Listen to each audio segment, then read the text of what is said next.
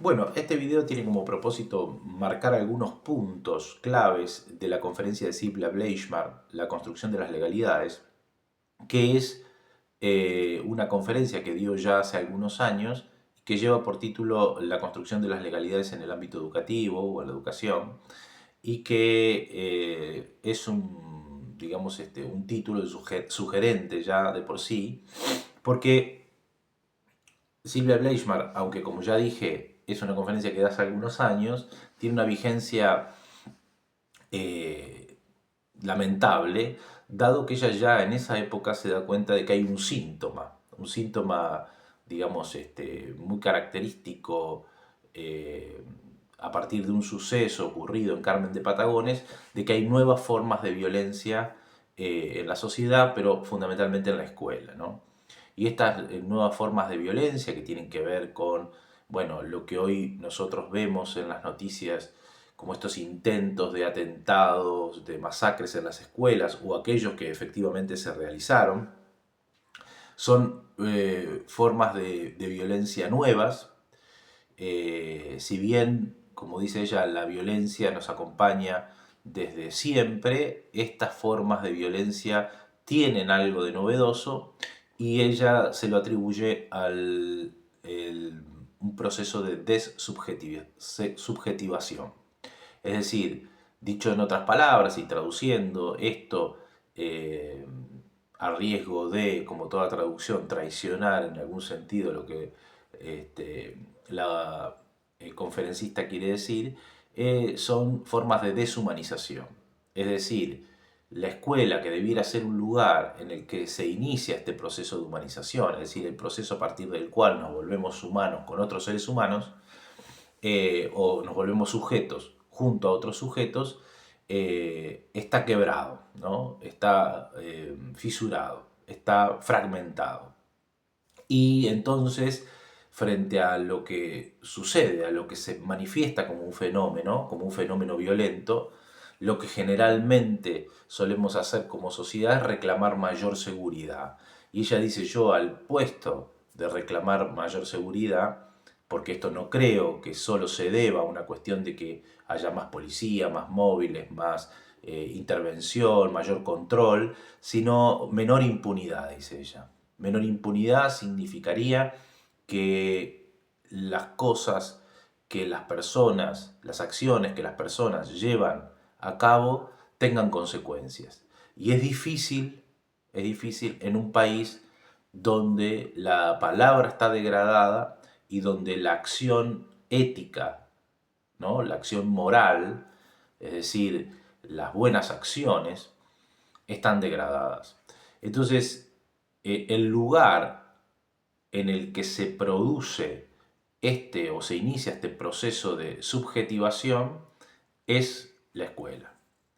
Y hay algo ahí que no está funcionando.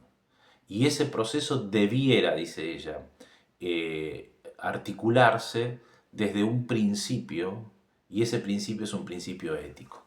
Y el principio ético es el principio del semejante, es decir, de pensar que los demás se nos parecen en algún sentido, ¿no? Por supuesto que es una semejanza en la desemejanza, es decir, somos parecidos a los demás con nuestras diferencias. Acá me permito agregar y decir algunas otras cosas que no están dichas en la conferencia, pero que me parece que son interesantes también, como para pensar lateralmente, porque de eso se trata leer para mí, y tiene que ver con algo que también nos dice un filósofo español contemporáneo, Javier Gomalanzón. Dice, bueno, quizá debamos dejar de pensar que somos únicos e irrepetibles para pensar que somos únicos, irrepetibles. Es decir, pensar que es verdad que somos únicos, que hay algo singular en cada uno de nosotros, pero que también somos parecidos a los demás, que también en nosotros, digamos, acontecen, suceden cosas parecidas, ¿no? Y ese énfasis creo yo que podría emparentarse con este principio de semejanza. Ahora bien, es un principio que según Bleichmar, debe ser abarcativo. Y yo coincido con eso, porque cuando uno se pregunta hacia quién va dirigida la ética, es decir, nuestras buenas acciones, uno podría decir, bueno, hacia nuestros semejantes. Bueno, perfecto. La cuestión ahora será definir quiénes son esos semejantes, ¿no? Y uno podría decir, bueno, no, mis semejantes son, no sé, mis vecinos del barrio, los que pertenecen a mi clase social, los que viven en mi país. Por lo tanto, habría otros que no nos serían semejantes. Y ya dice, bueno, justamente la cuestión tendría que estar puesta en una semejanza abarcativa, ¿no? Eh, entonces, justamente desde la ética definir quién es el semejante es lo que nos permite también construir una ética más inclusiva, más abarcativa, más justa, ¿no?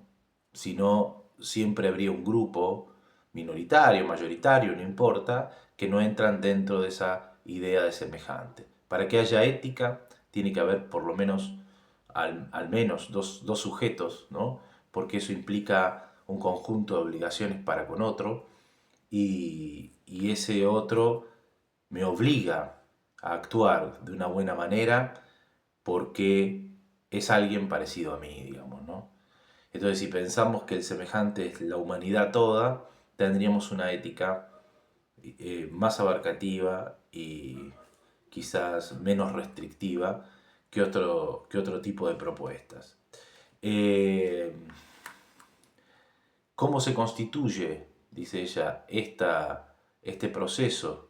A partir de una autoridad en la escuela, que no es justamente la autoridad que se ejerce eh, a la fuerza, digamos, ¿no? Que no es una autoridad conferida, que no es simplemente una autoridad otorgada, que por otra parte es la autoridad que vemos que se cae a pedazos, es la autoridad que vemos que hoy, digamos, los docentes, los directores, en las escuelas no tienen. Dice, es una autoridad diferente, es una autoridad que se debe constituir desde la ejemplaridad, es decir, desde actuar conforme a este principio, al principio de semejanza y por lo tanto una autoridad que implica el respeto por el otro y que reflexiona y además invita a reflexionar respecto a por qué actuamos como actuamos. ¿Sí? Y allí ella cita a Immanuel Kant cuando dice, bueno, en realidad el imperativo categórico, que es uno de los pasajes quizá más bellos de la crítica de la razón práctica, un texto de Kant, cuando dice, bueno, en realidad debemos actuar de tal modo que nuestra acción individual pueda convertirse en una ley universal. Dicho de otra manera, que nuestras acciones en realidad sean acciones tales que todos puedan actuar del mismo modo. Que si yo hago esto y todos hacen lo mismo, que la consecuencia de eso sea, bueno, una mejor convivencia, un mundo mejor, ¿no? Una manera simple de explicar esto es, frente a una acción que yo no sé si es buena o es mala, si hago el ejercicio de pensar qué pasaría si todos hicieran lo mismo que yo voy a hacer ahora, y eso se convierte en una ley universal, dice Kant, es un buen termómetro para saber si mi acción es o no una buena acción, si se puede convertir o no en una ley universal. Y cualquier persona inteligente se daría cuenta de que actuar mal va en contra incluso de uno mismo. Eso es en definitiva también lo que nos enseña Kant. Nadie que cometa una mala acción y queda impune, ¿no? En el sentido de que el costo de esa mala acción recae sobre otros y a la larga también sobre aquel que cometió la mala acción o sobre su descendencia. Es decir, si con nuestras malas acciones empeoramos el mundo, empeoramos también el lugar en el que vivimos nosotros. Es decir, que el beneficio puede ser a corto plazo, pero en definitiva es una muy mala jugada, ¿no? dicho así en términos simples. De modo tal que ser inteligente supone también ser ético. Y justamente, dice Bleichmar, hay muchas formas de la ética, hay muchas formas de la moral, y una que quizás ha degradado sensiblemente nuestra manera de actuar es la moral pragmática. Ella pone algunos ejemplos ahí y dice, bueno, en realidad cuando actuamos en vistas al fin, ¿no? Una moral pragmática podría resumirse como el fin justifica los medios. Lo que solemos hacer en esos casos es degradar nuestras formas de acción, porque no actuamos conforme a lo que está bien o mal, actuamos conforme a las consecuencias.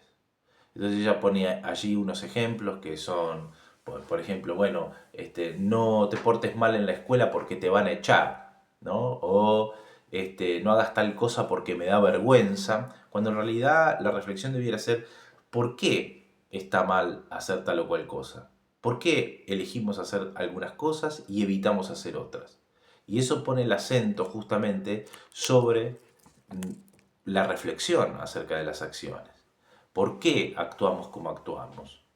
Y generalmente y lamentablemente nos encontramos con personas que cuando deben dar razones de por qué está mal tal o cual acción eh, o por qué está bien tal o cual acción, no encuentran demasiados fundamentos. Cuando deben fundamentar por qué está bien esto, bueno, porque me genera un beneficio a mediano o a corto plazo. Cuando en realidad la pregunta debería ser, bueno, ¿qué pasaría si todos hicieran lo que yo hago? ¿Por qué no hago esto? ¿Sí? Si porque realmente he internalizado que es algo que es bueno hacer o que evito hacer, si es que estuviera mal, digamos, y no porque me van a sancionar o porque me van a castigar. Entonces, otra de las cosas que ella también señala es que los aprendizajes no se dan por ensayo y error. Hay un montón de ejemplos respecto a esto y muchos de ellos referidos a la primera infancia, donde dice, bueno, a un niño no se le enseña por ensayo y error que la electricidad mata. De hecho, un niño no sabe qué significa morirse, ¿no? Y ella, digamos, cita ahí ejemplos de niños que le han dicho, si yo me muero, mi mamá me mata, ¿no? Esta idea de lo que teme el niño es que sus padres se enojen con él. En esto somos fuertemente conductistas, ¿sí? Y aquí también quizá valga la pena eh, resaltar que el conductismo no está mal en todos los casos. Y que justamente aprendemos por confianza, no por ensayo y error. Aprendemos porque confiamos en la palabra de quien nos enseña. Aprendemos, en principio, porque confiamos en nuestros padres, en lo que nos dicen nuestros padres, y aprendemos luego porque confiamos en lo que nos enseñan nuestros maestros, nuestros profesores. Ahora la pregunta es, dice Silvia Bleichmar, ¿qué pasa cuando no hay confianza? Cuando la confianza está quebrada, cuando la palabra está devaluada. Entonces la cuestión no está en la puesta de los límites que suelen percibirse como, digamos, exteriores, ¿no? Como imposiciones, sino cómo construimos estas legalidades. La norma es necesaria, justamente, cuando pone el acento y pone en el centro la obligación y el derecho que incluye a todos, ¿sí? Que incluye a quien lleva a cabo la acción y a quien padece esa acción o se somete a esa acción y viceversa. Pero ahí es donde nosotros nos damos cuenta de que las normas, las leyes, tienen un sentido. Y aquí hablo en el sentido, digamos, general, de las leyes civiles, pero también de las leyes morales o de las leyes éticas, aquí las utilizamos como sinónimo, no importa mucho la disquisición. La pregunta que uno siempre, dice ella, se hace cuando se encuentra con los jóvenes es qué nivel de enlace tienen con los demás. Es decir, cuánto de eso que les pasa, cuánto de eso que hacen, ¿no? Incluyen o representan al otro. Si hay algo que enlaza a un sujeto con su comunidad, entonces hay posibilidades. Hay posibilidades de hacer algo con eso, ¿no? Creo que una de las formas con las que acuerdo de explicar el delito, dice ella, podrían ser en principio la falta de futuro, es decir, la desesperanza, y las promesas incumplidas, ¿no? Obviamente, una vida desesperanzada, una vida decepcionada, se entrega a lo inmediato, se entrega a la inmediatez. No es cierto que el delito siempre esté asociado a la pobreza. Quizá en algunas condiciones de carencias materiales haya más predisposición en algún sentido, pero más predisposición a estas otras dos cosas, no al delito, sino a la falta de futuro y eh, a la insatisfacción frente a las promesas incumplidas. Y eso que arroja a muchos a la inmediatez, hoy se ve incluso maximizado por el hecho de que todos los estímulos que nos rodean son inmediatos. Todo debe ser breve, todo debe ser ya. Y entonces, bueno, no hay posibilidad de construir ningún futuro a partir de eso. Eso quizá viene a agravar una situación que ya se viene dando hace mucho tiempo. Eh, Renunciar a la inmediatez es el inicio de cualquier proceso civilizatorio. Renunciar a aquello que no nos permite vivir juntos es el comienzo, el principio de cualquier civilización. Ella pone ahí algunos ejemplos, uno de ellos es la renuncia al control de esfínteres por parte de los niños, cuando dice, bueno, en realidad el niño le regala las heces a su madre, dice Freud, ella no está muy de acuerdo con eso, hace un renunciamiento por un otro, y eso le parece que es más adecuado. Bueno, hacemos renunciamientos pulsionales para obtener, como dice Freud, una ganancia cultural. Creo que todos estamos renunciando cada vez a menos cosas y que en definitiva eso es lo que está interfiriendo en una vida posible entre todos, es decir, una vida en común, que está generando mucho resentimiento también, mucha violencia y que también quizá esté favoreciendo una mirada desesperanzadora. Ahora, de eso no son responsables los jóvenes. Creo que allí tenemos una gran responsabilidad todos los adultos y, y sobre eso creo que también tenemos que empezar a trabajar. Cuando ella señala que para tener autoridad hay que ser ejemplar, eso refiere a cada uno. Es decir, por supuesto que es una construcción colectiva, pero no es igual que uno haga bien su trabajo o que no lo haga. No da lo mismo hacer o intentar hacer las cosas lo mejor posible que no hacerlas. Y desde allí también uno constituye o construye autoridad. No solamente desde la imposición ni desde la coerción, sino también desde el ejemplo, desde estos ejemplos que pueden, como dice Kant, volverse una norma universal. Bueno, espero haberlos ayudado en la lectura de la conferencia. Los animo a que miren también las intervenciones, las preguntas concretas que les hacen algunos educadores del país y que por supuesto lean las respuestas que les da Silvia Bleichmann. Les dejo un gran saludo.